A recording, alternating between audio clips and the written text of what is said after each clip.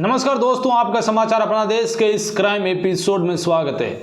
दोस्तों, आज की कहानी एक ऐसे परिवार की कहानी है जिसमें एक लड़की की मौत के बाद उसका हत्या में कौन कौन शामिल था ये राज नहीं खुला, और इस राज के पीछे का क्या कारण था ये पूरी कहानी आप ज़रूर सुने। ये कहानी है बम्बई की। बम्बई के एक इलाका है जो डोंबिवली, ये इलाके में एक नियानाथ कोऑपरेटिव हाउसिंग सोसाइटी में एक परिवार रहा करता था। इस परिवार में 4 लोग रहते थे, हिंदू राव, कल्पना और 2 बेटियां स्नेहल लता और एक थी शीतल। ये चारों ही इस घर में रहते थे। वहीं जो हिंदू राव थे वो नौकरी करते थे बैंक में, और कल्पना जो घर पर रहती, वहीं बेटी एक शीतल थी जो लंदन पढ़ने गई, और एक जो स्नेहलता है वो इंजीनियरिंग कर रही थी। स्नेहल गंवारे जो है इंजीनियरिंग कॉलेज, जो मुंबई की ही एक नामी इंजीनियरिंग कॉलेज है जिसका नाम कॉलेज वल्लभ भाई पटेल, जो मुंबई के डोंबिवली इलाके में ये कॉलेज है। ऐसी कॉलेज में ये इंजीनियरिंग की पढ़ाई कर रही थी। अचानक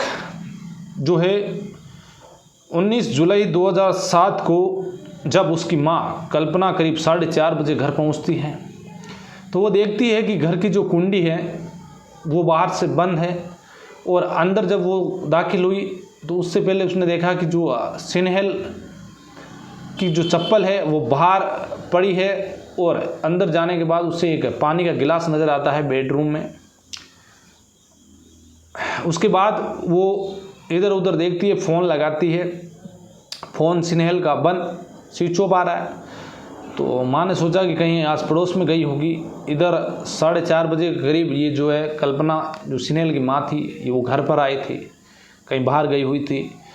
तो इसके बाद आस पड़ोस में कहीं फ़ोन किए लगाए। उसके बाद उसके पिता घर पहुँचे, हिंदू राव। वो आने के बाद इधर उधर ढूंढा, किया, काफ़ी तलाश ली, लेकिन कहीं भी स्नेहल का पता नहीं चला। अब स्नेहल का पता नहीं चला तो घर वालों को बड़ी चिंता सताने लगी कि बेटी कभी भी किसी को बिना बताए कहीं जाती नहीं है, तो अचानक गायब कैसे हो गई।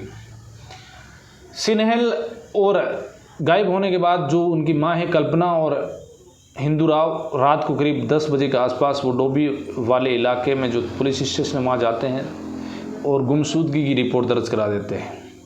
इसके बाद हिंदू राव के जो साथ काम करने वाले लोग हैं उनको पता लगा तो वो घर आए। इधर स्नेहल के जो दोस्त थे जो साथ में पढ़ाई करते थे, उनके टीचर थे, वो घर पे आए, क्योंकि एक होनहार लड़की है स्नेहल। तो पता किया कि भाई अब पता नहीं चला है, घर पर ही हैं। अब रात बीत रही है, वापस लोग घर गए, लेकिन एक जो उनका दोस्त था हिंदू राव का, वो और एक उनकी जो सहेली थी कल्पना की, वो घर में बैठी थी। इधर बेडरूम में स्नेहल की माँ कल्पना और उसकी सहेली कल्पना की दोनों बैठे हुए थे। इधर बेडरूम में सुबह 5:30 बजे के करीब तेज़ आवाज़ में चीख निकलती है। तो इस चीख को सुनकर हिंदू राव उस रूम की ओर भागते हैं, देखते हैं। उसके बाद वो कल्पना और उसकी सहेली ने बेड की ओर इशारा किया। बेड के जो पास में ही उन्हें एक छोटा सा पैर का हिस्सा नज़र आया। फिर उसके बाद उस बेड को खोला गया।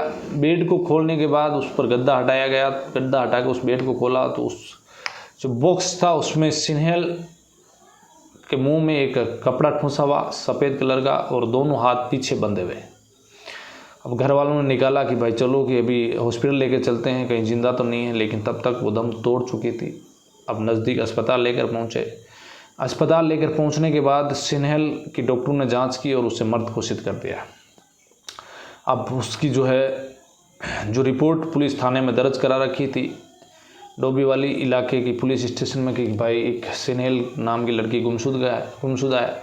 अब पुलिस मौके पर आई। मौके पर आने के बाद इस मामले को अब मर्डर में दर्ज किया, यानी कि हत्या के मामला इसको पुलिस ने दर्ज कर लिया, क्योंकि जो उसके हाथ पीछे से बंधे हुए, मुंह में जो उसके कपड़ा ठूंसा हुआ, इस स्थिति को देखते हुए उन्होंने कहा कि किसी ने मर्डर किया है। अब मर्डर किया तो किसने किया, पुलिस इस मामले को लेकर जांच कर रही है। अब जांच की तो पता चला कि सिनेल का एक दोस्त है हिरेन राठौड़, वो उससे बात करती थी। अब हिरेन राठौड़ को पुलिस ने उठाया और पूछताछ की तो उसने बताया कि देखो मैं जो है 19 जुलाई को मेरे ऑफिस में जो है मैं गया हुआ था, आप पूछ सकते हो। तो कहा कि तुम्हारा फ़ोन भी जो है करीब करीब बंद रहता है अभी 10-12 दिन से। तो वो बताया कि मेरे मोबाइल की बैटरी ख़राब हो रखी थी, जब मुझे काम होता था तभी मैं इसे ऑन करता था, बाकी मेरा फ़ोन बंद। अब पुलिस की एक टीम जहाँ पर हिरेन राठौड़ काम करते थे वहाँ पर पहुँची और पता किया। तो वहाँ पर पता करने पर पता चला कि हाँ, ये सुबह करीब 9:30 से लेकर 5:30 बजे तक इसी ऑफिस में था। उनके साथियों ने बताया, जो हिरेन राठौड़ के साथी थे उन्होंने बताया कि यहीं पर था। तो कहा कि चलो ये काम करो, अटेंडेंस रजिस्टर लाओ। अब अटेंडेंस रजिस्टर लाया तो उस दिन की जो है हाजिरी गायब, उस रजिस्टर से सारा पन्ना ही फटा हुआ गायब था। तो पुलिस चौंक गई कि आखिरकार ये पन्ना कहाँ गया, तो किसी ने जवाब नहीं दिया। अब पुलिस के पास सबूत नहीं, तो पुलिस को गवाह मिल गए कि जो है हिरेन राठौड़ यहाँ पर था, तो पुलिस उसे पूछताछ कर छोड़ दिया। इधर उसकी माँ से पूछताछ की कि हिरेन राठौड़ को जानते हो, तो उसने बताया कि हाँ मैं हिरेन राठौड़ को जानती हूँ, ये मेरी बेटी से जो है करीब करीब लंबे टाइम से बात कर रहा है। इधर हिरेन राठौड़ से भी जो इस मामले से को लेकर पूछा तो उसने बताया कि 2004 से ही मैं और सिनेल साथ में पढ़ाई कर रहे थे और मेरी मुलाकात हुई, हम एक दूसरे के दोस्त बने। उसके बाद धीरे धीरे हम दोनों के बीच प्यार हो गया और फिर जो अभी तारीख थी 19, उससे पहले कुछ दिन पहले ही मेरा और सिनेल का कुछ झगड़ा हुआ था। मैं मेरे दोस्तों के साथ पार्टी करने के लिए गया हुआ था और जब मैं लौटा तो ये बात सिनेल को पता चली, तो वो मुझसे झगड़ा किया कि तुम अपने दोस्तों के साथ पार्टी वार्टी करते हो, ये गलत बात है, मैं तुमसे बात वगैरह नहीं करूँगी। इसको लेकर दोनों के बीच झगड़ा हुआ और कुछ दिन उसकी माँ ने बताया कि दोनों ने फैसला किया कि हम बात नहीं करेंगे। तो पुलिस के सामने एक थ्योरी ये थी कि कहीं ना कहीं इस मामले में जो है हिरेन राठौड़ ने तो सिनेल का कत्ल नहीं कर दिया। अब दूसरा एंगल देखा जाए तो अब पुलिस ने जो है पता लगाने की कोशिश की तो और पता चला कल्पना जो हीरे राव की जो पत्नी थी, उनका एक अनिल नाम के लड़के, जो अनिल नाम का शख्स था इनके रिश्तेदारी में, उससे अफेयर था। ये बात भी पुलिस को पता चली।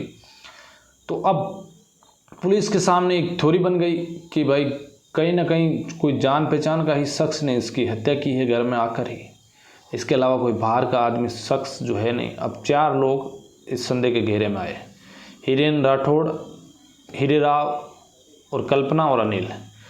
पुलिस ने ये थ्योरी आपको मैं बता देता हूँ। पुलिस ने ये सोचा कि कल्पना के जो बारे में है वो सिनेल को पूरा पता चल गया हो और वो कहीं अपने पिताजी को नहीं बता दे, इस चक्कर में जो है कहीं अनिल और कल्पना मिलकर उसका कत्ल नहीं कर दिया। इधर हिरेन राठौड़ जो है उसको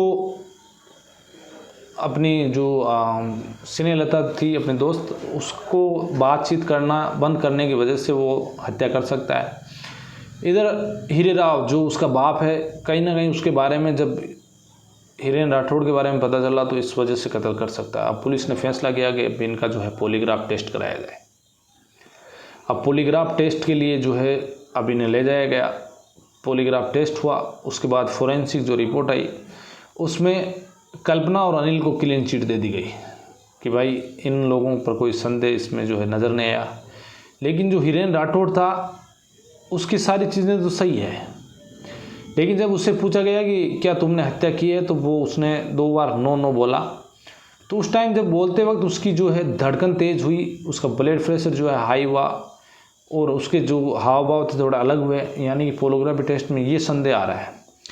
इधर उसका बाप जो हीरे राव, उसके बारे में फोरेंसिक रिपोर्ट में ये बताया गया कि ये नहीं मालूम चल रहा है कि ये झूठ बोल रहा है या सच बोल रहा है, पूरी तरह से कंफर्म नहीं है। संदेह है कि ये झूठ बोल रहा है या सच बोल रहा है, इसका कोई भरोसा नहीं है।